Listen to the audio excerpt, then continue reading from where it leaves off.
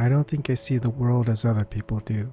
I presume what I'm trying to prove in this whole exegesis, namely a medieval realist worldview in which the sensible world order is unconsciously assumed to be printed out from an upper, more real realm. This is also the world of the shaman.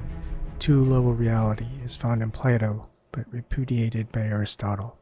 Philip K. Dick, Exegesis 2, Folder 117, 513.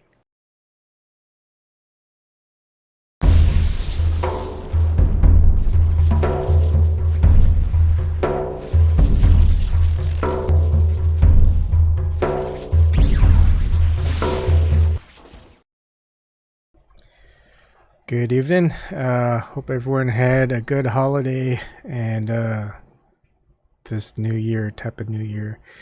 Anyways, because the actual new year has changed so many times. I think it used to be somewhere in March. Some said it was like the first Wednesday of April. Who knows anymore? But there's a lot to go over, so I think I'm just gonna go ahead and start. Now, donations, I work with full disclosure and transparency on donations. It's been 19 months since I've had any donations since I've put up my cryptocurrency, Bitcoin and Vertcoin. So if you wish to donate there, you can always check up and see if I'm getting anything. And of course, I haven't. The transactions that you see here, it's money I took out of my Patreon when I shut it down, gave it to Susie Dawson when she needed it, and well, I've gotten nothing on Vertcoin. However, that doesn't mean you can't donate other ways. You can donate on Google Super Chat, and you can also donate on PayPal.me. The link is always there. Now, the first video of the month, and this is the first video of the month of January of 2020, I'm going to go and say my thank yous and just reveal who donated what last month in December in 2019. And also, if you don't have any money to donate, you can always prove the globe earth and get $15,000 from Zen Garcia, and then maybe donate to me a 10% finder's fee. Also join Flat Earth People Finder ZoomTruth.com. I am hoping to finally get working on that this month. You can always join me on these meetings, on these shows that I have. Sometimes I'll say, I'm trying to get this part done. Can you hold off for a while? Either just ask you to mute yourself out, or I'll put you in the meeting room. Anyways, you can also call in, and it's free, so you can do that every time I live stream. Links are also for everything that I show. Kind of, it's all here. Some of the stuff that's I did previously that's Philip K. Dick related. I have on here. There's still a lot of Philip K. Dick that I do want to go over, but I think this is kind of a good one because it's. I don't know if Philip K. Dick was going to. I don't think he ever planned on publishing the Exegesis. It was more of something of himself, his own journal type of thing. I don't know. Maybe he reveals if that was, maybe someone will find his works and go through it or something. Just compare notes type of thing. It's the closest we got to basically those in the before the internet era of collecting notes on what the heck is going on with everything era. Now we can just go ahead and do a lot of things, go on the internet, do these live streams, and piece things together. And that's what Zibripedia has been doing, which anyone can go on, send an email and say you're going to be a collaborator. Hey, Ryan Bannock. Is this ASMR? Anyways, we'll get to that. Hopefully things are going over well. I don't think there's any fires going to Melbourne, right, Ryan? Okay. Anyways, my thank yous. So this is my super chat donations I received in December, and thank you very much to Kathleen Cohn, who donated 4 different times. $2 each, and on the on topic were the, which one was it? Where to go after the YouTube purge. Thank you very much, Kathleen. Elijah Freeman donated 3 separate times, $30 in total in the Jubilee. What's funny about that is there's a guy or girl, I don't know, Flatfish, and it's like, why are you donating to this guy? Why are you donating to? And he just kind of kept donating to me, pissed off Flatfish, I guess. Anyways, you can probably go ahead and go and watch that. But it was awesome. Dave actually came on and we talked for 2-3 hours. It was like a 5-hour 11-minute video. It's crazy. And Eagle playing Anchor, $5, and with the I don't know what that is, dropping the mic something. But anyways, thank you all y'all for those donations. And let's see, I gotta do the blackout so people don't see the full name.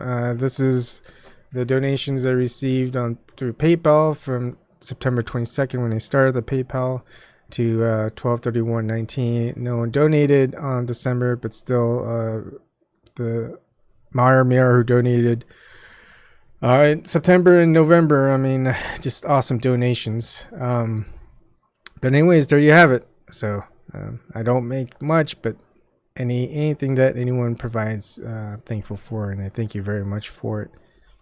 All right. So let's see. Ryan Bannock, and again, Ryan Bannock is someone who's joined kind of in 2017 was it, or was it late 2016? But anyways, we've known each other for a while now. He lives in Melbourne, I think. He says he's okay. He's about 150 miles away from the wildfires that are burning up Australia, and the air smells like smoke. There's a smoke haze over everything. The smoke reached New Zealand. Man, that sucks. All right, so that's 2020 for you, or leftovers of 2019. So how I'm going to start off is I'm going to show this little snippet from Miguel O'Connor. He's on Byte Gnostic Radio. He has 2 YouTube channels, but this is his old one. And he interviews Eric Davis, and Eric Davis talks about the exegesis of Philip K. Dick. But this is the published exegesis, so there's going to be a lot of confusion here. I want people to just kind of understand that the exegesis of Philip K. Dick is something around 10,000, maybe even more. I think maybe, because I've heard in some interviews that Philip K. Dick said he had 500,000 pages of something. But who knows? But anyways, the published work of Philip K. Dick's Exegesis, and I get rid of background, is about 1,137 pages. Now, he, in this interview, they're gonna go over pretty much a little bit of the details of it, and there's gonna be another panel that I'm gonna just show, which introduces some people who kind of collaborated on it. So people decided, well, we're gonna find some stuff, we're gonna transcribe it, we're gonna edit it, we're going to publish it. And so what they published was about 1/10.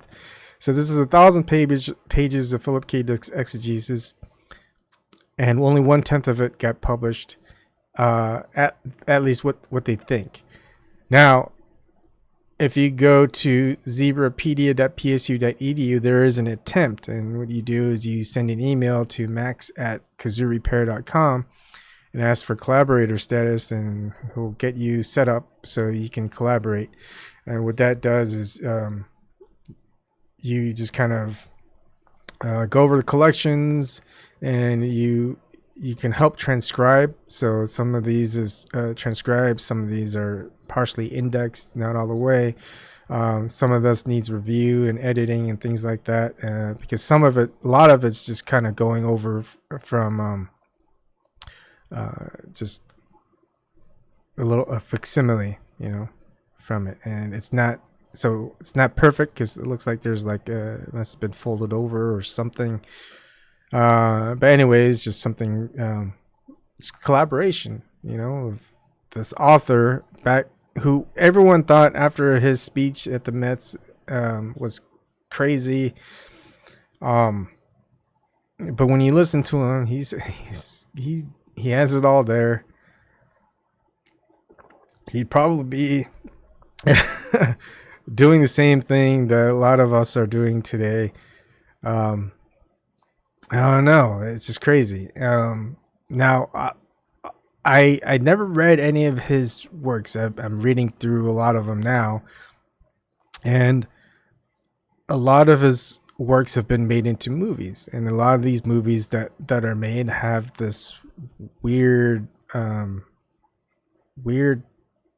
sense about them, right? You don't know what is real, what is not, and all this other stuff, and it gets to be pretty in many ways Gnostic and a bunch of other things like that. But I mean, he just kind of folds a bunch of kind of not ideological, religious like ideas and stuff like that, philosophical ideas, and just kind of keys them all into a story, and just wow, there's just so much to go over. But a lot of this is stuff that he had before I was born, or I mean, not too far along. I was born in '78, so I think he lived till '82. So some of the stuff is actually in the '80s as well. And so part of my videos, I think what I'm going to do is just kind of, as I'm going through it, making notes, just kind of editing some of this stuff as I find. I think I may not go over all of it. I mean, there's one thing that was really awesome. This cosmogony and cosmology that was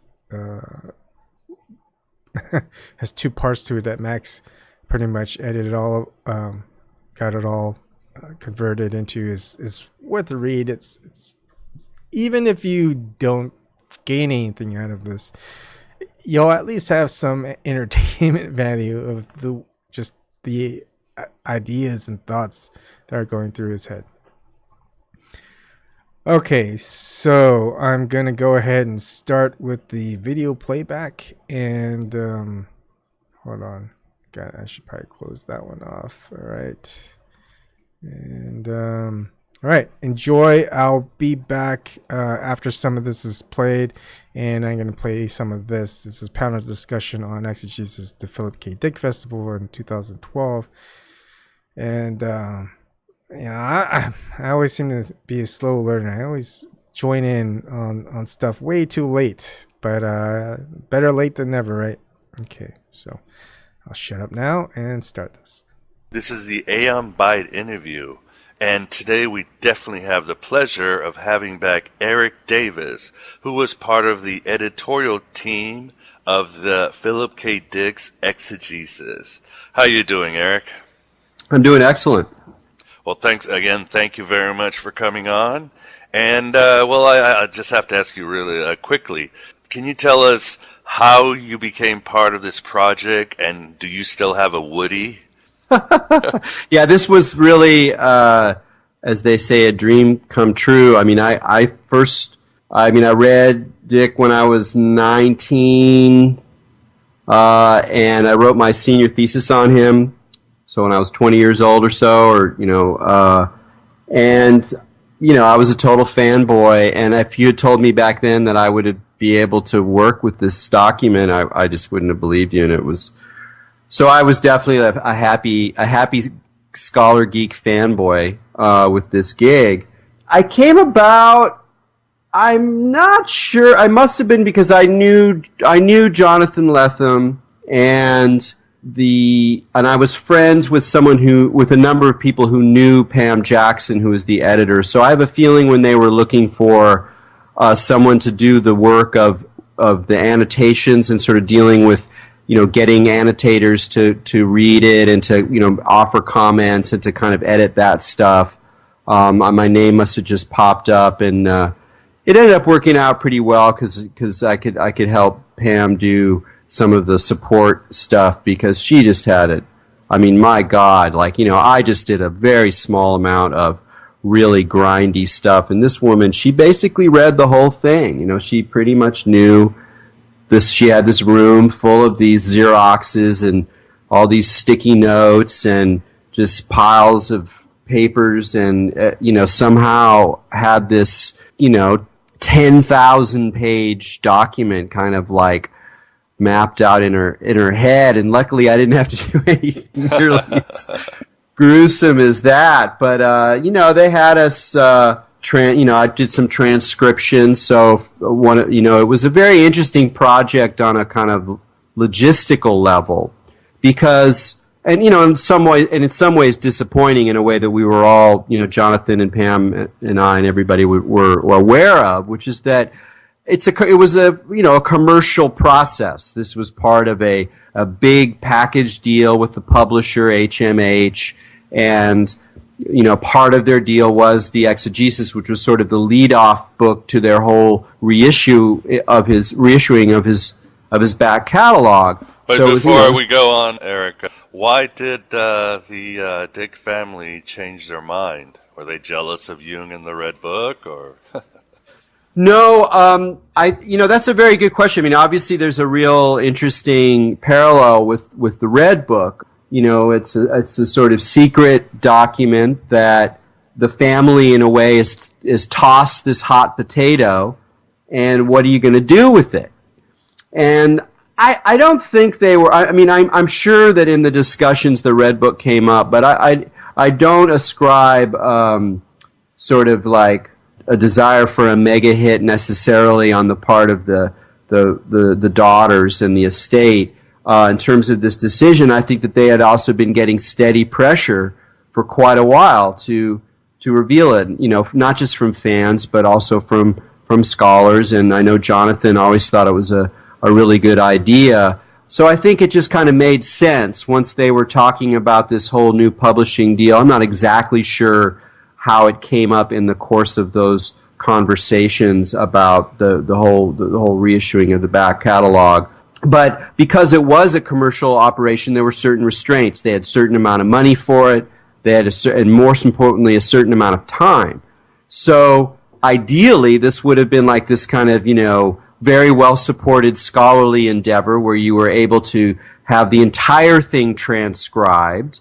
Then it would have to be checked and probably rechecked in order to catch all the error, or, as many errors as you could. Then you would go through and edit it. Then you would, that is sort of like the ideal version, which we could not do. It was just not going to happen that way. So, the transcription was partial. You had different people reading different folders and pulling out sections that they thought would be good and transcribing them, and then they would go back through Pam, and she would sort of edit it together. So it was a very hairy, difficult process, and one that inevitably has mistakes and things that were missed, and there's probably some, mistranscriptions and things in it that was difficult because it's a very ornery object. I mean, you can't even really call it a document or a text. I mean, it's these crazy folders, and the folders aren't numbered in chronological order, and some chunks have different numbering systems. Are they all handwritten? Mostly handwritten. What he did is he started out, the first chunk of the exegesis are all letters, so they're typed. And it's clearly he was writing to people about his 2374 mystical experience. And at some point, he just kind of said, okay, I'm going to start this exegesis thing, or I'm going to keep these letters separately as part of a process that was for him, not really for publication from what we can tell. And then he continued to write some entries, to type some entries in 74 and 75. And then after that, it's almost all handwritten. But again, it's got different numbering systems, and just to try to put the whole thing into chronological order itself, it is a very hairy task that Pam did an excellent job of. But the robot historians of the future will have plenty of work to do on this document. Yeah, oh yeah, it's only begun. This is a living thing, a holy virus, which will, of course, expand. Yeah, it's funny because I remember when I interviewed Tessa Dick, she said that Phil would not even. She would often help him. She would type up, his work. He wouldn't let her near the exegesis and the paranoia. Yeah. So he started to wonder if she was a spy or an alien and all that. So it was very important to him. Oh yeah, yeah, and it comes through, and and you can tell that he didn't, he did not think about it as something that would be published. Whether he thought of it was something that would be read later is hard to tell. I mean, he was messianic in some ways, and in other ways was a very kind of broken and depressive person. So it's hard to.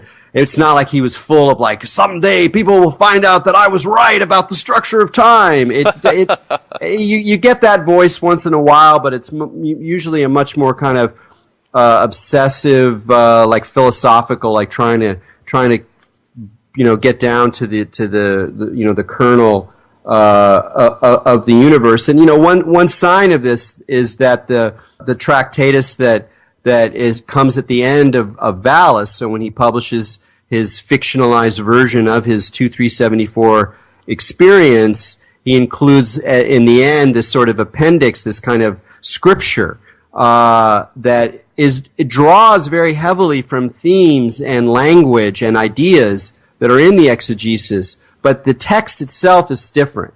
So when he came to write something that would be published that was very much exegesis-like material, he very consciously rewrote it and in a public frame, in a literary frame, and so much so that he then even quotes the published tractates in the exegesis a few times as quotes. So he was very aware of the difference between what he was doing and what would appear in his published work. What I like is, although publicly he always said that he was a Christian and a Episcopalian, he does say in one point, and I feel validated, he says, I am a Gnostic, and he sounds terrified about it because he knows he's a knower of the unknown, and it's a great responsibility. And of course then I get romantic and I go, once you find out, you don't have a long time to live. So. Yeah, no, that's a very, for me, that was one of the most meaningful passages of all that I read, because it comes very late, and there is a sense, partly because we know what's going to happen, but, to a certain extent, there's a sense of an ending in the last folders of the exegesis, and that appears there. And it's funny because the way he uses the term there, it's not about having like a Gnostic myth or a Gnostic model of the universe. At that point, it's really more about having a sensibility where you're constantly pulling the rug out from under every scenario, every model, every ideology, every mask that you confront in your search. Yeah, but that's, the classic Gnostics, scholars are finding out, there were these skeptics when it comes down to it. They did not trust reality, just like Philip K. Dick. Yeah, absolutely. And it's not just that they didn't trust reality, because you can look at, if you look at this Nag Hammadi text and you pull out whatever, Apocryphon of John, and you go, okay, clearly this text represents a great distrust of the sort of, powers that determine ordinary reality, or, the world as we know it. Something that we find in all sorts of ways throughout antiquity. But in the old days, scholars would go, oh, that's because these guys are Sethians. They believe this. This is their system, and they write texts based on this system. And, that's probably true for some of these guys, but increasingly it's like, wait a second, these guys were like interested in multiple versions of reality. And the fact that we don't know who put together the Nag Hammadi library, the idea that it was like one sect who was sort of collecting everybody else's texts too, or one monastery who was just, wanted to just have a record of all this crazy heresy, it's just as likely to believe that it was a person or a group who were interested, like people like Phil Dick or you and me or most of the people who listen to your show, in very different views of what might be going on, and who believed that the search was more important than any particular text. So even that multiple perspective thing that you find so obsessively in Dick and his approach to philosophical and mystical themes, it's arguable that there was a whole culture of similarly driven people in antiquity who knew something was up, who were very skeptical, suspicious about things, but they didn't think that even these revelations were necessarily pure answers. Right. And I thought that line, and so did you. Can you tell us some things in the exegesis that really maybe blew you away, or strengthened a view you had, or changed a view you had on Dick? Yeah, that's a very good one. One is that I have come, and I'm not sure how I would describe this feeling yet. I don't really have a position on it. I'm not sure, for example, if I wrote about this, what exactly I would say. But the way in which he is a Christian has become more complex and rich for me. But not so much about because he says he believes in Jesus in this part or whatever. And there's occasionally parts of it where you even get some of the kind of nasty judgmental Christian voice, that God will come with his army and destroy all the unbelievers, and he liked Yahweh. He liked Yahweh. Yeah. He could hang with the judgmental Yahweh for sure. But in a way, it's almost more an interesting question for two reasons. One, to look at it in terms of ancient Gnosticism, is the whole question of how you categorize Gnosticism versus categorizing early Christianity is, of course, incredibly complicated, and the answer is that it's sort of both, that you can't say there's the Christians over here and the Gnostics over there. It's much more complicated, and in a way, his own ambivalence, his multiple positions, in a way kind of recreate the matrix of that late antiquity, early Christianity mode, wherein positions that we would think of as Orthodox Christianity and positions that we would think of as very radical Gnostic dualism or Hermeticism are all kind of part of this matrix. And it's really the matrix that is being communicated. And so I think that's very interesting. But it also reflects something about our own moment, where even in our very relativistic age, where we're used to people having multiple perspectives, we're used to the contingency, there's no final source, whatever, it's still very important to us, whether we consider ourselves Christian or not, whether or not someone is or is not Christian. There's not usually a category of, well, he's sort of Christian. Well, she sort of believes that Jesus Christ died for our sins, and sort of doesn't. It's like, we don't really do that very much. Individuals don't do that very much. It's very important. If you say somebody has Christian elements in their work, you're like, well, yeah, but were they Christian? I mean, did they really believe? It's like, and he does not let you answer that one way or the other. And that, to me, is like part of what I've one of the things from reading the exegesis. I mean, there's tons of stuff that was great to come across, but that was one part. I mean, you gotta just acknowledge that a lot of it is just really tedious and sad and repetitive and mind numbing and dull and you get, and there's passages like this in the published version. So by and large, the editors decided to get the pearls, as it were. But there's some parts in there that are there intentionally to kind of give a flavor for what a lot of the text is like, and some of it's kind of interesting to think about. What does it mean to say someone's crazy or paranoid? And there are parts of it that are just flamingly paranoid. But what's more moving and difficult about it is the feelings in it, the affect. There are places where you.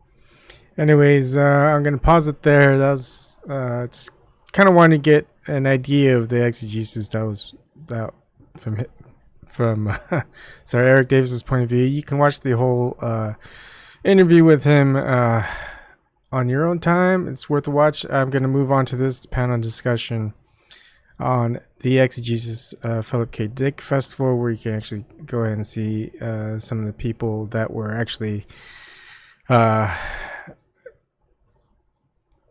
had a large hand in getting what was published.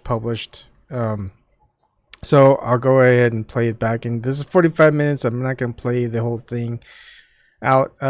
So I'll pause it after a while, and we'll actually go look at the Zebropedia, which is named Exegesis 2 by Max, and just kind of look at some of the work that was done. So without further ado. Welcome to the Exegesis panel.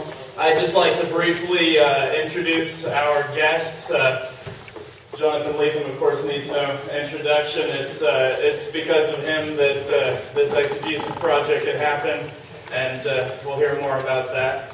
Pamela Jackson is in the unfortunate position of having read the whole thing a couple of times.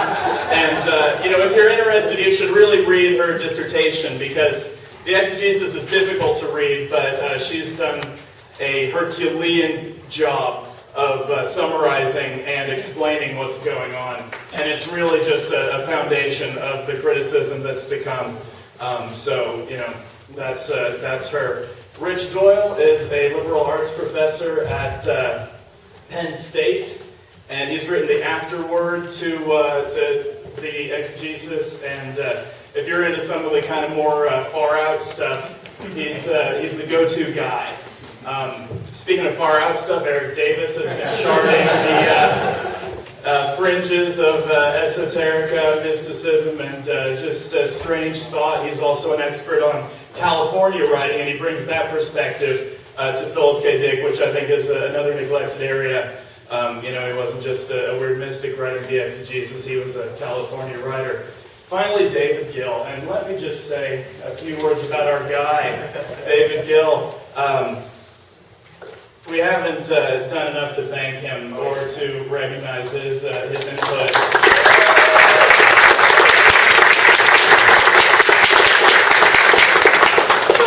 I've known Dave a couple of years now, and everything that I didn't learn in the Sutton bio, I have learned from him, hearing about how he's just been the mover and the shaker in this community, both fan and scholarly. He knows everybody. He knows where all the bodies are buried.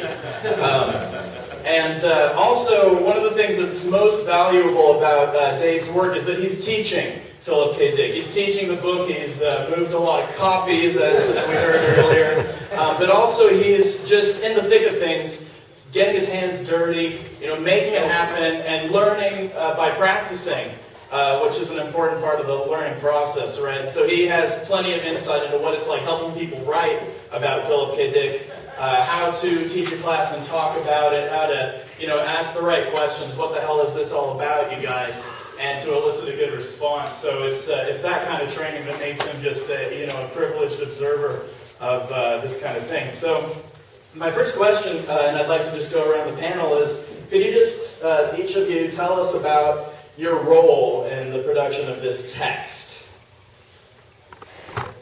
Well, there are stories within stories, and I have to make sure I don't take up too much time with this. But as I'll have a chance to share with you tonight, if you're around for what's being called my keynote address, whenever I'll do at 7, I'm going to definitely want to talk about the very early days of the Philip K. Dick estate and the newsletter in the Paul Williams era, which I was intimately involved in by dumb good luck on my part. And that was when I became aware of the presence of this body of writings. And I became aware of it in a really simple and strange way, and that is that I would visit Glen Ellen, and Paul Williams would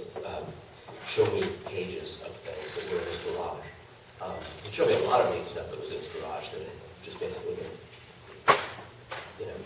parked there in bewilderment and helplessness by the estate in its very, very early phase of Dick's posthumous career, when even his masterpiece novels were, for the most part, completely out of print, and the core of people who cared about his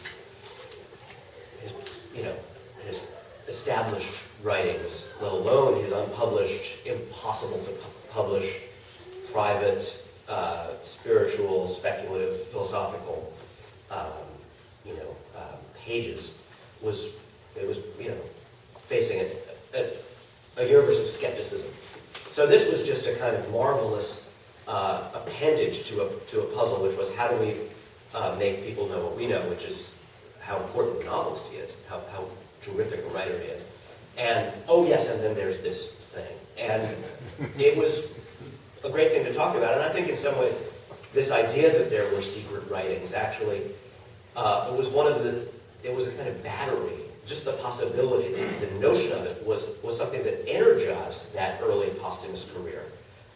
Even as the primary effort was, as it should have been, to get all the great books into print, to get his name into a kind of framework where he could be considered for the various forms of canonization and legitimation and just celebration that we've seen so marvelously occur over those decades subsequently.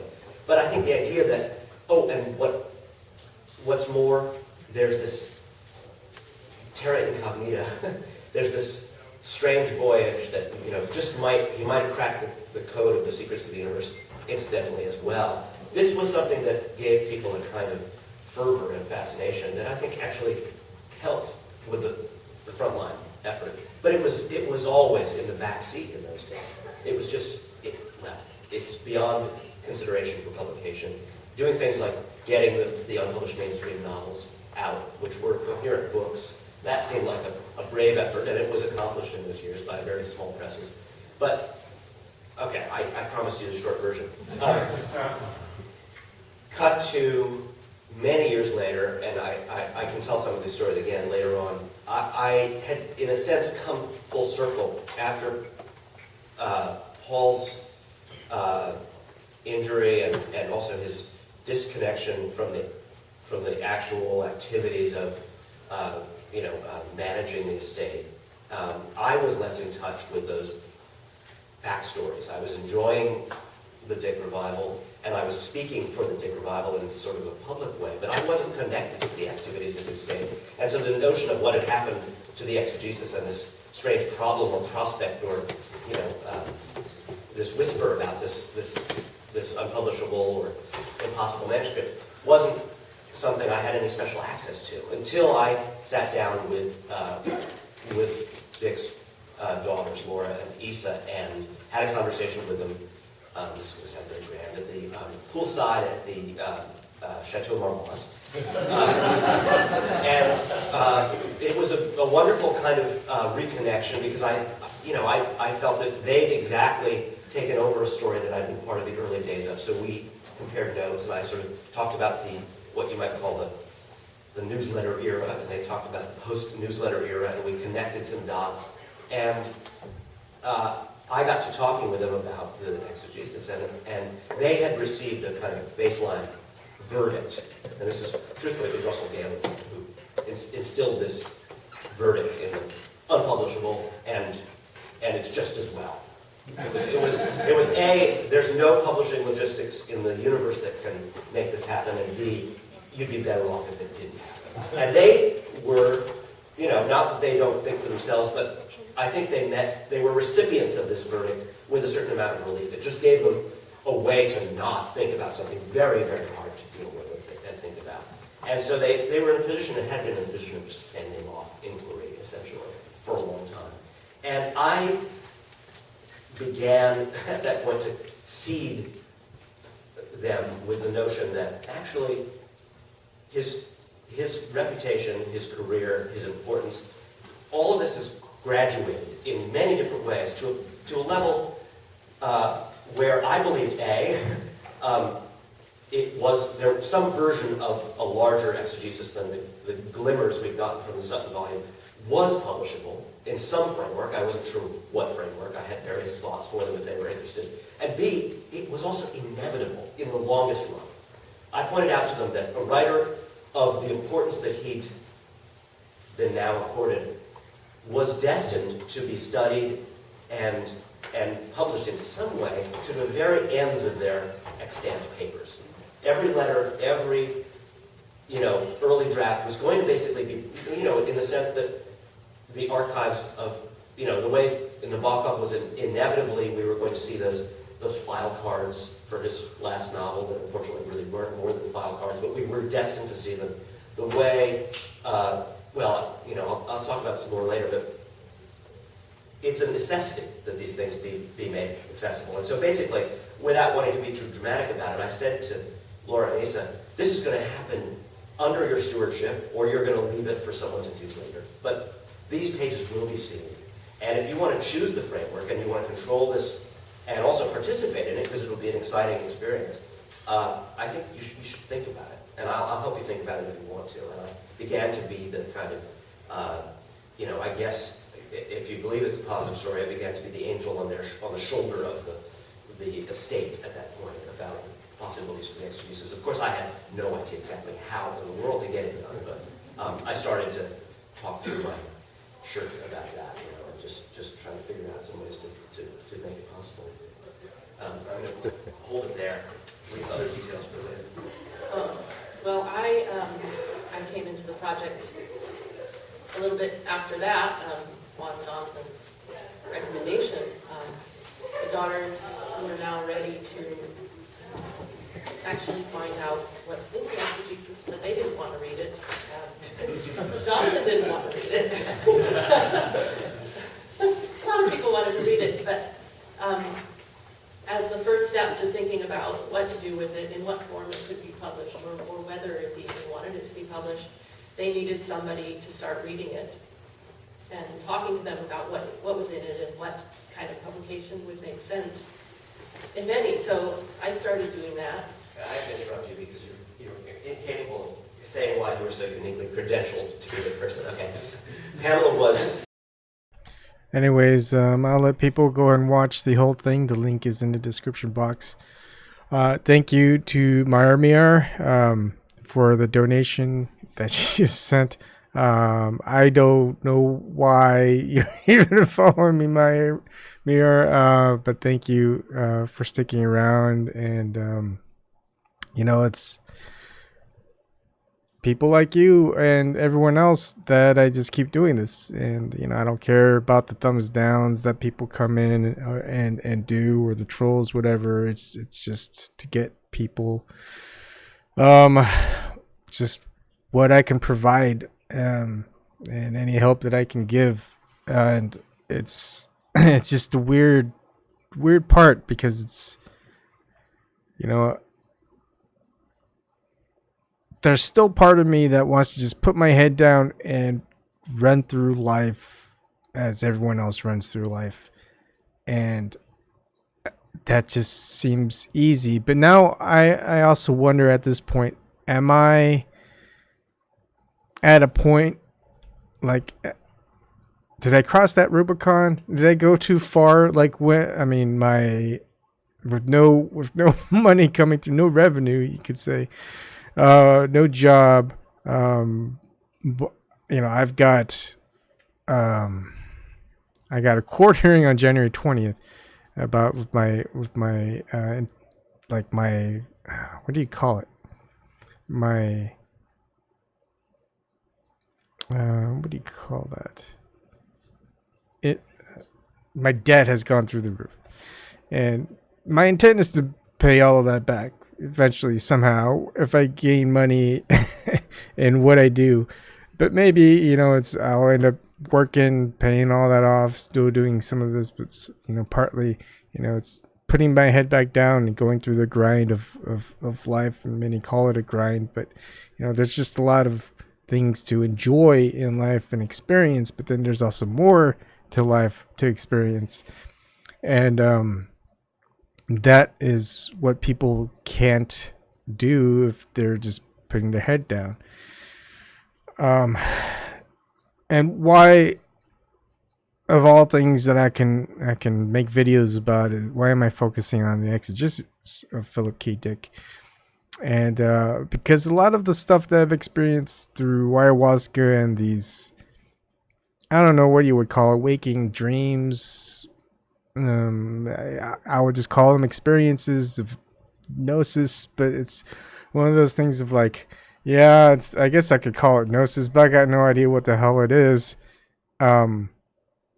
So yeah, I mean, all it takes is someone these days. If I did apply for a job that my wife sent me a link for a job where she works, and I submitted it. You know, if I am gonna have to make revenue, I'm gonna have to work somehow while doing all this other stuff, and all they have to do is just go, wow, you got a lot of debt, you make a lot of videos, you're a flat earther, you're pretty much against the system, at least corruption and honesty and all this other stuff. Is like, I don't know if we want to hire you. All they have to do is look at one of my videos, or heck, just my whole YouTube video page. Like, yeah, no thank you. It's like, huh, you guys have this job description, nobody else can seem to do it around here. I'm probably more than qualified. but my videos, it's just because of what I talk about. Right. So who knows where it's gonna end up, how I'm gonna end up, at least in this go at life, at least my life. Okay, so I'm gonna move on a little bit. I'm going to, one of the things that I was thinking about, and why I'm looking at this, it kind of had this idea of, or story, whatever, however I want to relate it, but I guess since I'm just relating it now, is the purpose of searching for that needle in the haystack isn't to find the needle. I mean, if you went through the whole haystack just looking for that needle, I kind of lost the point. I mean, that was the goal, to find it, but how important is that needle? If you find a whole bunch of other things, and this is where the story comes in, it's like, hey, I lost my needle in a haystack. It's like, could someone go ahead and look for it? So a couple people look for it. One person, gives up. It's like, we're never going to find that needle in a haystack. And that pretty much proves a point for that type of person. Or since that type of person is never going to look for that needle in that haystack, well, that person is going to never find the needle in the haystack. The chance of finding it is going to be zero. The attempt is zero. Everything else that can be gleaned from searching for a needle in a haystack is not going to be known to that person. Now you got another person who searched every part of that haystack but couldn't find it. Instead, found everything else. It's like found gold cup, jewelry, old letters, love letters, just amazing treasures, like old photos and stuff like that. It's like, I didn't find that needle, but I found all this cool stuff. And it's like, can you imagine that? I could have found all this stuff in a haystack just looking for a needle. And then you got another person who's like, who was so intent on looking for the needle, was the one that pretty much neglected all the other treasures out there. The person who found the treasures, most of it was from the person who was just looking for that needle. And that person found the needle. Go, look, I found the needle. Well, look at all the stuff that you just kind of tossed away while you're looking for the needle. The needle's not really worth anything, but I guess you did your job. You went and found the needle for me. Thank you very much. Anyways, there really is no, I haven't finished that story off. Anyways, that was just kind of my thought, my whatever you want to call it, part of it. So the idea here isn't to find the needle in Philip K. Dick's exegesis stack. It's the searching. It's the searching for the needle. But what I find and uncover while I'm searching it. If I don't search it for anything at all, I'm not going to find anything.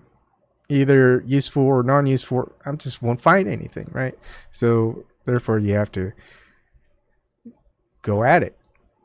Okay. Another snippet that I want to show, and of course this isn't a link, but I think I may have to link it somewhere. But anyways, this is Philip K. Dick, an interview with Tessa Dick, who is, I think, Philip K. Dick's fifth wife. Question to her is, did you read his Exegesis? Tessa Dick: I read many parts of the Exegesis while Phil was writing it, and we also discussed it. I was there, and I understood what Phil was trying to say. I can explain it in terms that are more accessible to a general audience. She read a book about the dim reflections of Philip K. Dick, which I want to read. Question: do you think more of it should be published? Tessa Dick: I believe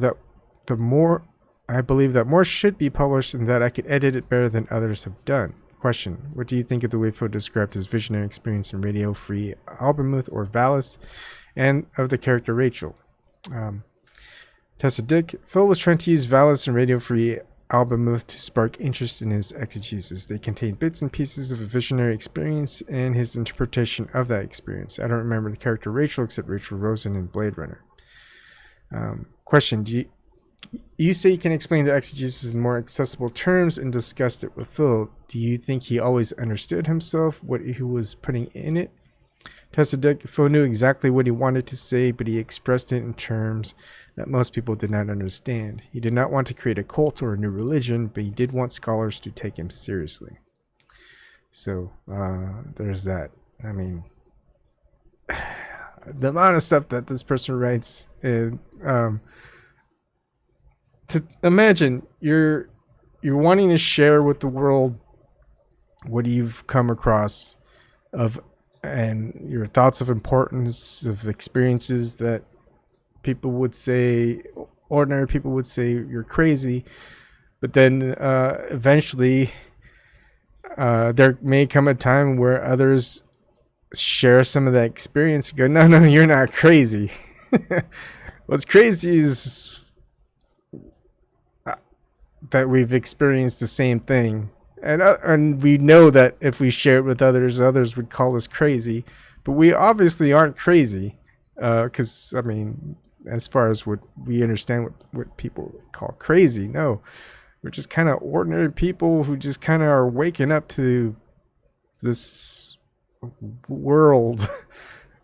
Some people may call insane, we're the sane ones in this insane world, the mad world. But anyways, that's another thing for another time. All right, so repudiated psu.edu.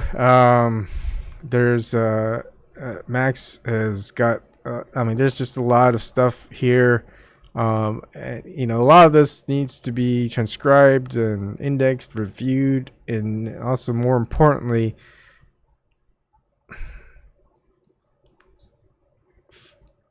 was it deliberated? Is that the right word?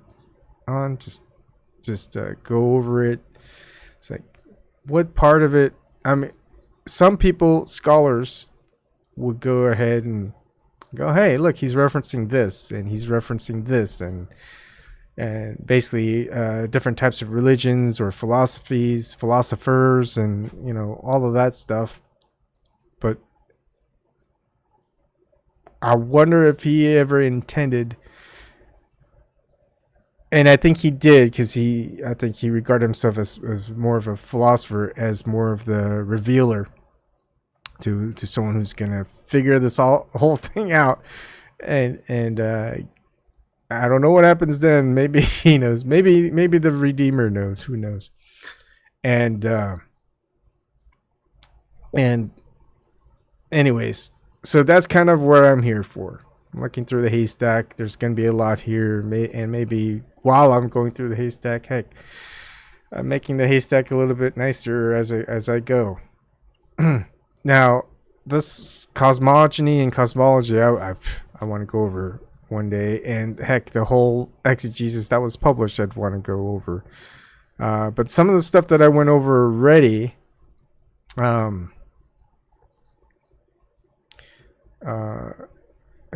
not that one, is a lot of stuff. I mean, this is folder 1, and it goes through, you know, these little snippets and these pages, 520, 521, and I'm just kind of looking through them, and some of this is I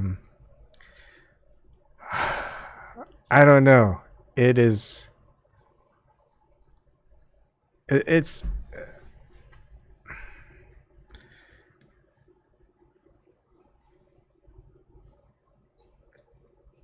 the best thing that I can give as far as people going through the same journey is when you start looking further and further and going further and further back and just witnessing the collections of people's thoughts, interviews, writings, videos, going through the same experience, and it lines up with yours, and it's almost like it was meant to be, and that you were supposed to find it and connect to it and then keep it going. But what gets me is, like, you know, as far as like the real story that's presented to us, they just die. And nothing really changed, or did it change? I don't know. It's almost like we don't really think about the end, because that's what we're trying to get to, and to think about the ending is like not even, it's focusing too far into it. It's like, let's just work on the work that we have in front of us, piece by piece. Whatever happens, happens. But if we don't do that and we just guess at what the ending could be, well, we'll never get to that ending. So stop jumping to conclusions, type of thing, right? Where was it? I like this part, folder 117, page 13, 513, which is kind of well, I quoted some of this, but then there's going to be more further on, which I'll go back to and just kind of like, and that's kind of what I'm going to lead up to in this series, where I'm going to do part 2, part 1, part 2, part 3, like more than just an introduction to the exegesis, but and going to kind of what lines up with what I found, but of course it's going to be in much more simple terms. Just, there's no way I'm going to write like Philip K. Dick. No way. But at least in some ways I can make it less wordy and less poetic, and just break it down and just as simple as I can. And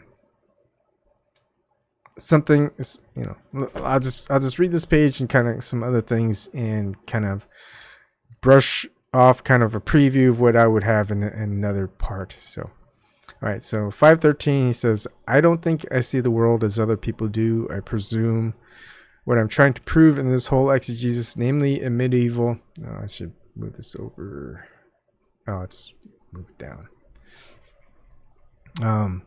Namely a medieval realist worldview in which the sensible world order is unconsciously assumed to be printed out from an upper, more real realm.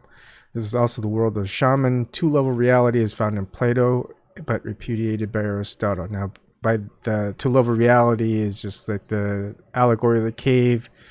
I'm assuming that there is a world. I mean, Plato can't describe the other world, the real world. He can only describe it as someone who experiences a lesser part of this world, right? Just being in a cave as a slave, only seeing the shadows, and then escaping the cave and seeing what the shadows actually are representations of, and, you know, the all created by a light source, and finding this incredible light source in the sky outside the cave that's the brightest thing that you could ever see, and you get some extreme warmth by being in it. Anyways, 2374, and that's just the date of his experiences, where he mentions a lot. So if you don't know about that part, well, that's one thing that you'll come across a lot, is the 2374. was coming into full consciousness and control of this worldview. My leap of full abstracting in 274 was an epiphany of some archaic, probably medieval substrate in me, bursting through the thin rationalist modern veneer. It was anamnesis, all right. So anamnesis is, I think it's a remembering of things forgotten type of thing. He says quite a lot. There's going to be some things that I'm going to try to, there's like a couple hours of interviews that I want to segment into, get snippets into, and talk about those parts, because he in some way describes his experience as, it's like, I know he didn't take ayahuasca, as far as I know. He took LSD I think he says twice. The first time was the heaviest time. Second time he says he barely took enough that it wasn't even anything. And the one that he did take, that one big acid trip that he did take, he said it was a bad trip. But anyways, I mean, how could he go through and experience these experiences that I experienced with ayahuasca, but he experienced it in some other form? And some of this I'm going to kind of conjecture as to just my thoughts on meditation, how everything is kind of backwards and inside out. And Philip K. Dick says the same thing, and I'll show you parts of it. But when people meditate, people are told to focus on their breathing and empty their mind. The thing is, I don't think one should empty their mind. They should bring everything into their mind. Don't have a filter for it. Because if you're going to empty your mind, you're going to have nothing. So what's the point of the meditation? To come with nothing. No, you're going to have to experience everything that you can, and you're going to have to focus. That's what meditation is on the part that you want to absorb of everything that comes through. And that's kind of the entire focus of meditation, in my opinion. So when you go meditating, try not to focus on nothing.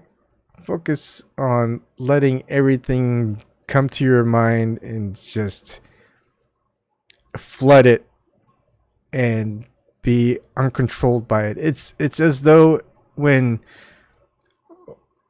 you're using your peripheral vision to and I think best part is when you are using martial arts, or you're fighting, and you start to unfocus. Like, you don't focus on your opponent's eyes, their head, their legs, their waist, their body, their arms. You don't focus on that. You focus on an area, and you let your peripheral vision absorb who you're fighting against, so that their movements are seen entirely. Because you can be fooled by just looking at the hands, just like if you're looking at a magician doing a trick. They want you to focus on some part, and that's where when you focus on that part, you're not going to see what's coming, what's happening somewhere else. So the idea is to unfocus and see everything that's going on with your peripheral vision. You can see movement happening, even though you're staring at something else. Like right now, I'm staring at something else. I'm not even focusing on it. I'm just kind of unfocused on it. But I can see what my hands are doing. But if I was going to focus and see what my hand was doing because I'm focusing on one, I'm not going to see what the other hand is doing. See what I mean? That type of thing. So the idea is let everything flood your mind that comes through, and then learn to absorb what comes through by not filtering it through one mind at a time, or abolishing it. And that the whole point of meditation, it seems to me, is if you're trying to focus on nothing is you're going to get nothing out of it. So just a thought, right? How about that? Anyways, where was I at? Okay. It was anamnesis, all right. View page 512, Plato's view of how we apprehend universals, but primitive is the word I want. Contemporary philosophy makes no sense to me, and yet, as Pat Work says, I write from the standpoint of quantum mechanics. My God isn't even transcendent. No, I don't believe in heaven or an afterlife. What do I believe in? Kantian phenomenology, that an invisible latent realm exists immanently in the sensible world, or that no objective world in itself exists at all. A cosmism, something Eastern. Example, Brahmanism. If you press the world hard enough, it yields up God. Paraphrase of page 485. I define God as world under the threat of death, God forced into the open, and put to work in the service of evading death. Excuse me, I am not I am not here, I am not now. Buddhist idealism, no, because when self and world go, God, not the void, replaces them. Plus, world is seen as an abstraction outside space and time, an interconnected system of ideas in his mind, more precisely a memory process, not static. So I feel as though part of this exegesis is the same sense of what I'm describing in the meditation process, not the new world, new age, old age meditation process of emptying your mind, but no. You let through what comes through, and he did it. I think his meditation practice was probably his writing, and just let it go through, leave it, let it lead where it leads, and it's that's saying go with the flow. And a lot of the stuff that he goes afterwards, and he starts to put in type of duality form, God versus, or Christ versus Satan, God versus Satan type of thing. I'm going to choose some snippets that it kind of jumps out. God has the right is not a wager bid. It is like a wager by man. The man by his own moral intelligence must decide choose correctly within the maze, tell real from irreal. Evil equals the lie equals dokos. Identify the true creation, tell it from the counterfeit. It is moral perception problem, and the key to the solution is not pistis but gnosis. Christ is advocate for the person and gives him cryptic clues. They must remain cryptic and fragmentary. The man himself must solve it. He must reason his way into the kingdom in his selective process, as Christ clearly said. Things are seldom what they seem. We must be smart, awake enough to discern the real, latent situations. As Christ that requires that Hagia Sophia bestows shrewdness and almost uncanny hunch as to the real situation. There are paradoxes, clues. My big discovery is enantiodromia, something that can be, as in Deus ere, what is not. But it is not. This is the cryptic message of the book. God does not work through the is, but is rather the transmuter of the is into what it is not. And theodromia, the 11th datum, and some of this is gone over in his earlier parts. What we can learn from this is we should not take the is for what it is, but should figure it out if we can, how it could be turned inside out, transmuted. That is a correct view of ontology, a potential, not something static and fixed. So a paradox and riddle constantly confronts us, a mystery. When a piece from our world is fitted by God into the permanent cosmos, it is converted into what it here is not, as if it has two sides. This is because Satan has been given complete dominion over the is. Now, when he talks about Satan God, I don't think he takes it as literal. He has to put in some representation of something that's unknown, but has to fill in this part, this part of this whatever play it is. There has to be some name for it, and of all the stories, of all the religions, of all the mythologies that are out there, has to put in some type of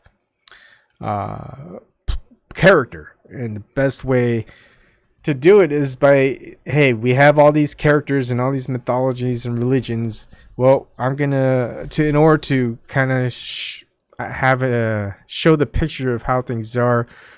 We're gonna fit it with all these pieces that a lot of people who go through religion and know all these deities, know philosophy and all these philosophers, and just start including them into this picture to see the bigger picture that's out there. And instead of focusing on the deity, the entity, the character, whatever, it's to focus on the plot. Focus on the setting. What a writer does is get the setting, get some characters introduced. You focus on what the characters are doing. That is the plot. And what's the problem? How do they go for the solution? And then the conclusion. And he has to set, it's just like chess. You have to set the chess pieces up in order to play the game. So he's setting up the chess pieces. So don't try to take everything so literally and focus on, oh, this is what he believes, or this is what he thinks. He's trying to paint you a story. He's trying to tell you a story, paint you a picture. All right. And that's how I think of it. Anyways, so the is Satan's world. The is transmuted into enantiodromia. I have to get used to his big words. As gods, this is the dialectic I saw. The secret is to view something from the other side and not as it is overtly. Heraclitus, I like how he goes. He knows so much of the philosophy that I've just started to discover and go through. Heraclitus' latent form, cryptomorphosis, where the concealed truth and hence the kingdom lies. Zen realizes this paradox. This is the secret wisdom of the Tao Te Ching. And we went through Tao Te Ching. Man, it's weird how things take us. Lao Tzu knew this. It is how the Tao works through the dialectic of yin and yang. The secret is the servant has become the master and the master the servant. So a magician like in Ben Johnson's The Alchemist is in charge. Only the still small voice, the AI voice who is Yahweh, Hoan, speaks the truth. CF the king and the corpse. The is Satan's, but Yahweh retains the lesser portion. What the is not. Look to that lesser portion. It does not blind you as does the is. The epitome was the Xerox letter, which was not what it was, and the small voice spoke the truth as the mirror oppositeness. Wisdom is extrapolate from that. The missive, the AI voice like the king and the corpse. Premise, things are inside out, but will let the apocalypse assume their real shape. And kind of, this is where it starts getting to be, wow. Maybe he is a prophet. But the thing is, like, he may be a prophet to those who understand, but to many people will just think of him and us as insane, crazy.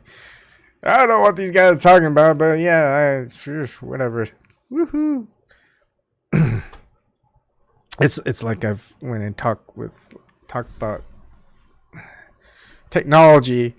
To like say the previous generation and stuff like that. It's like, yeah, whatever, Ebon. Can you just take a look at it, please? It's like, all right. You know, I would love someone to talk to about some of this stuff. But okay. Anyways, things are inside out, but will at the apocalypse assume their real shape. Therefore, the right place to look for the Almighty is, example, in the trash in the alley, and for Satan in vast cathedrals, etc. Through enantiodromia, they will on that day assume their rightful shapes. The great reversal. The jester in the tarot deck is the real king. The king card is the deranged one, the witless one. Ubik in its commercials and final theophany shows this reversal process. USA 1974 is really Rome, circa 45 CE. Christ is really here, so is the kingdom. I found my way into it once. The long path is the short path. Ponderous books of philosophy won't help me. Burroughs' Junkie Will. That thieves and murderers 17th century poem of Herbert's will. Stone rejected by the builder, the edifice is discarded. The true edifice is invisible, disguised as rubble. Plural constituents. That fly grooming himself. yourself. They, the divine powers, have to reveal the kingdom to you. You can never on your own pin it down, so to search at all is to miss the point. Tricks, paradox, illusion, magic, and theodromia. The apparently harmless Xerox missive was my death warrant. The AI voice says the secret stolen has been successfully smuggled to me. I have it, but what is it? My worst book, Dios Irae, is my best. God talked me through a Beatles tune, Strawberry Fields. Nothing is real, going through with my life closed. Lower your head down. A random assortment of trash blown by the wind, and there's God. Bits and pieces swept together to form unity. Hypnagogic, the forgery card in the masterpiece. If you get it, you unload it right away onto the next player. 374. It's kind of like where, you know, a lot of people go, hey, where are you going to find the truth? Oh, easily. To the person who has their head down, going through life, going through the motions, watches mainstream media news and stuff like that all the time, you know, sees an interview on CNN with a professor of military strategy and whatever. They're going to go by whatever idea that's given to them by that prestigious person from that prestigious university, from that prestigious corporation, media corporation, where they're paid millions of dollars to read something on teleprompter written by someone else. Now, they're gonna just say, yeah, that makes sense. That's where I get the truth. That's where, that's all I need. If I'm going to listen to the person on the pulpit, that pulpit there should be millions of people listening to that person, because millions of people can't be wrong. They're gonna see, oh, that person, you know, must have to have a lot of money. You know, we got to give that person a lot of money, because obviously he's spreading God's word to millions of people. But, you know, they don't really look into it a little bit much, right? They don't see that person as being hypocritical to what the doctrine of that religion is actually supposed to represent. All that money, all that power, all the material wealth that they have, and they're not hoping who the religious deity that they worship is supposed to be helping and stuff. So, are you going to find your answers there? Are you going to find your answers in that YouTube video content creator who has 5 to 20 million subs and viewers and stuff like that? I mean, where do we see a lot of people? Basically, every rung, like everyone, like the occultists, heck, even the mainstream esotericists are telling you, like, go up that pyramid ladder, the pyramid scheme. You want to be at the top. You want to use everybody below you, get to the top. And everyone else is just looking at the people at the top. And you look at the people at the top, you go, man, no, I don't want to be like that. I mean, it'd be nice to have a lot of the stuff that they got, but, you know, I ain't going to be like that. I don't want to be like that. And then he's like, well, maybe if you get all that stuff, you end up like that. So therefore, you don't want any of that stuff.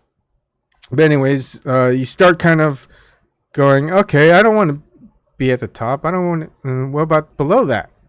Let's go below that. And you just see the people who are just at that spot and trying to get to the top, and all the things that they've done just to get there. And you're like, I don't want to do any of that stuff. Heck, I don't even get there. So you go lower, and then you're like, well, you know, maybe I don't want to have 5 million subs and be like a millionaire and have a palace and all this other stuff, and just talk about the same narrative that the establishment has, you know.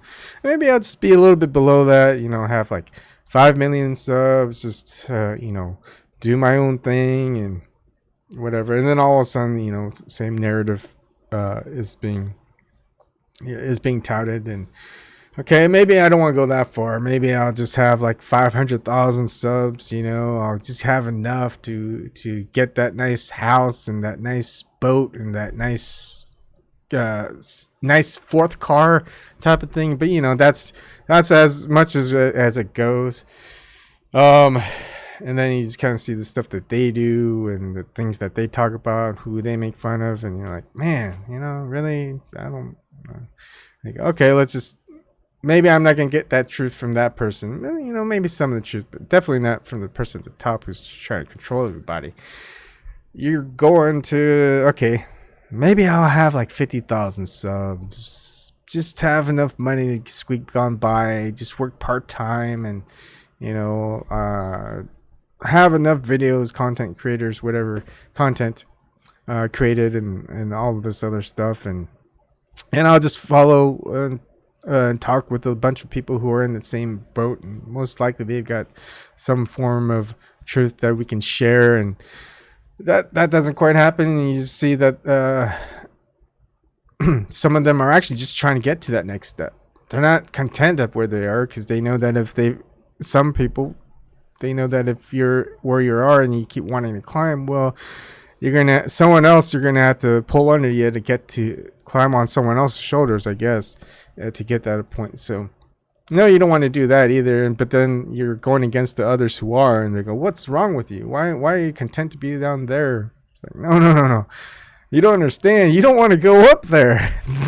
Going up there is your downfall.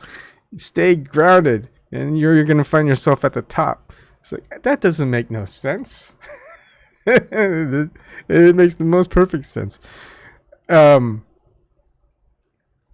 Let's talk about people with experiences similar to mine, religious, weird, otherly conscious, whatever.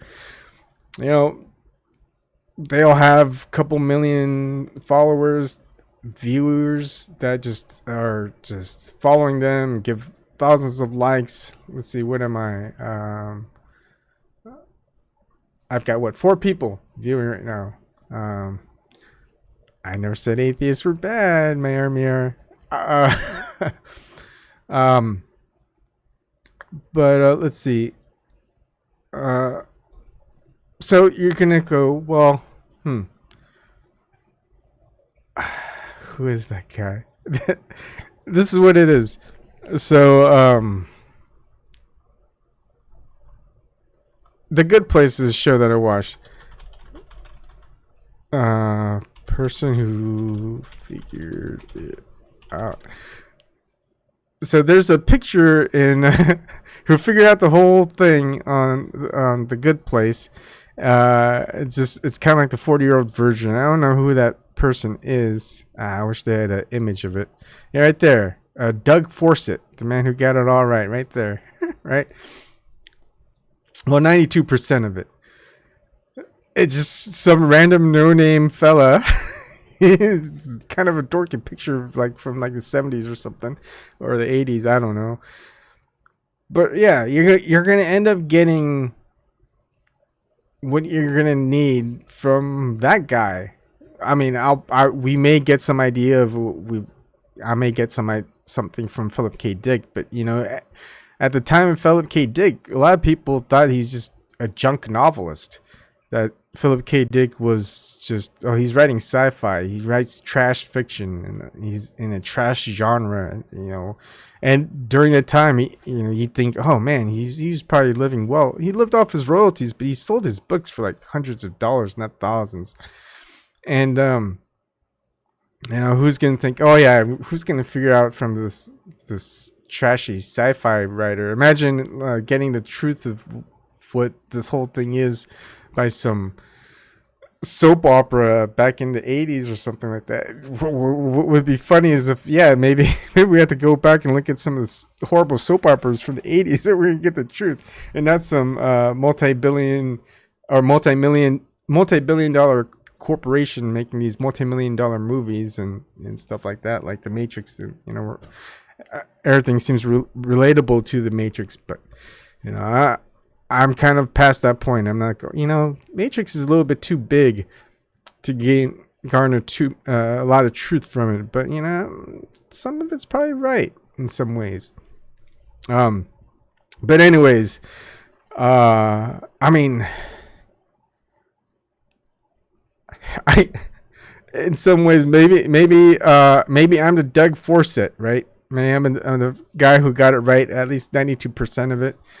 But who's gonna believe me? The 4 people who are watching my live streams? Maybe the 100 people who watch my videos? Definitely not the the 2 people who downvote my videos every time I do a live stream. But right, it's just kind of funny how the world works. So this is a great show. If you haven't watched it, watch The Good Place. So that's kind of it. You know, a lot of this stuff is I'm going to just kind of go through a little bit. I think I'm going to just focus on some snippets a little bit more, even though I could just read off the whole thing and just keep going, just because I get where Philip K. Dick is going with his piecing things together, but you know, how can we put, if not 10,000, if not 500,000, heck, if not a million pages worth of, because a lot of this, in order to understand his exegesis, we're going to have to go out and read his works, or at least I am, and get a better understanding of it, because all of it was just flowed in and out and edited, published it, and then a lot of it he didn't really understand good context until way after he was done writing it, and he goes, "Oh, now I get it. That's why I wrote that story." Oh, that a lot, like when he talks about the story of the police, "Flow My Tears," the policeman said, was pretty much kind of exactly like Acts. He'll say Acts a lot, and the story of Acts from the Bible. So, and when he talks about Ubik and Valis and all of that stuff, it's gonna go over a lot of people's heads. Heck, it probably will be for me too. But you know, I've gotten to the point where I understand a lot of the characters he's bringing in to paint that picture of what this all is, and what's the plot. So what if we've got the plot, then we know what the problem is. Now how do we figure out the answer to the problem? Well, if everything's inside out, well, we're gonna have to work backwards instead of forwards, and a whole bunch of other stuff. That's crazy. Don't get to the top, get to the bottom. It's almost like so everything. It's almost like everything that you see out there.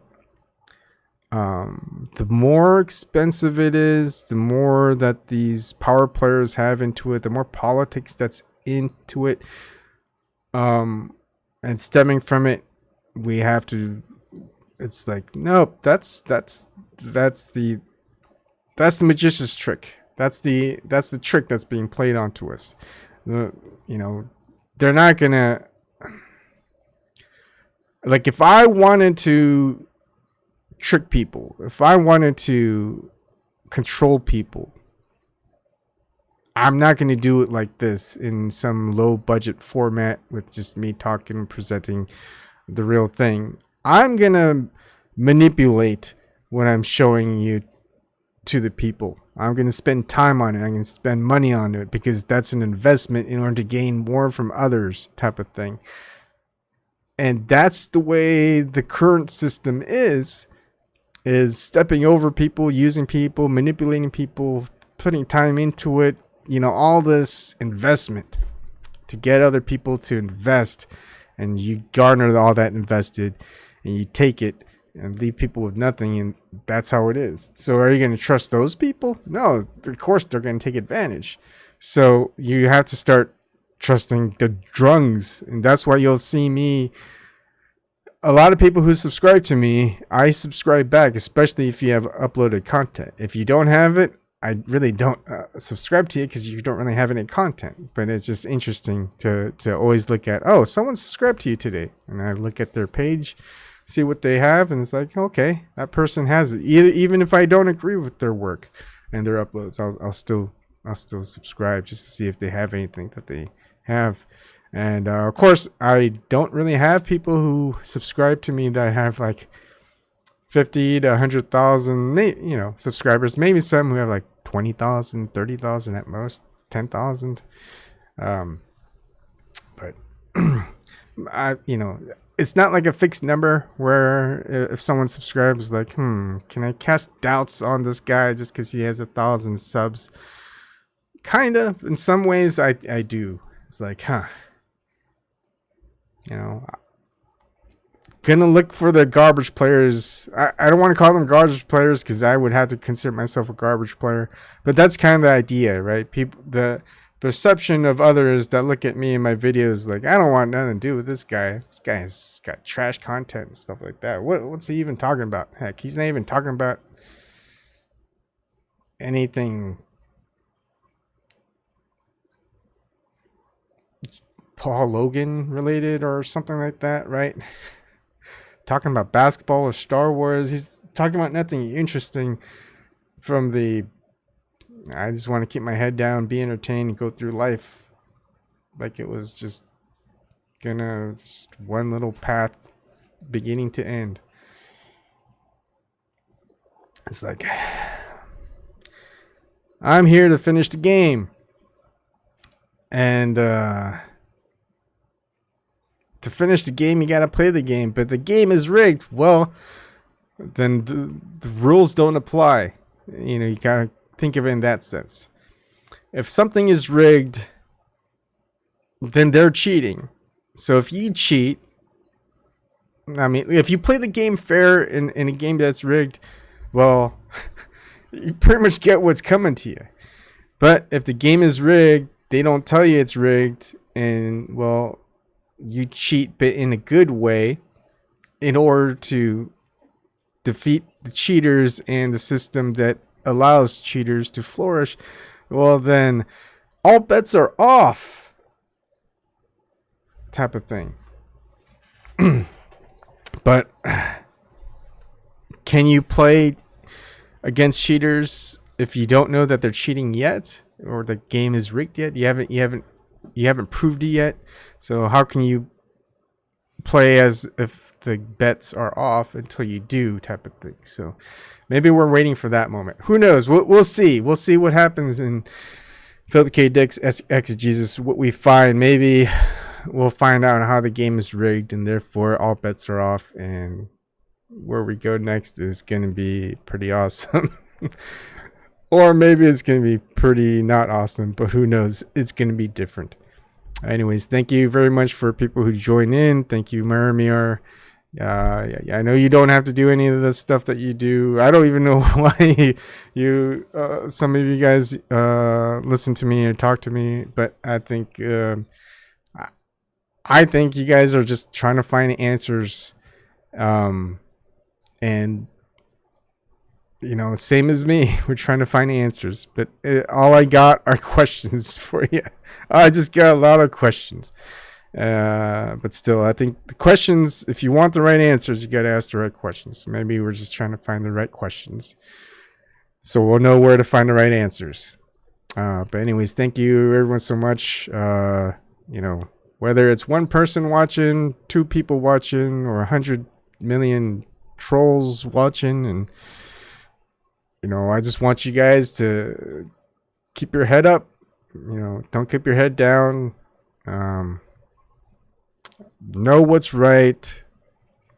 You know, go through life having some type of rebellious nature of, you know, it doesn't matter what, that you're not going to do something you're not going to do, type of thing. Find the things that you're not going to do. Whether someone tells you, I'll give you $100 billion, you get to be president for 4 to 8 years, type of thing. You turn it down and go, no, these are, if that happens, it happens, but I'm not doing any of these things. You want me to do this because to get that? Nope, I don't want to do that, type of thing. Find something like that and stick to it. Anyways, that's it for tonight. I'll try to do some more later. Sometimes I feel overwhelmed, but you just gotta be feeling overwhelmed just to get through it all, I guess. All right, have a good night, and I'll see you another day, hopefully soon.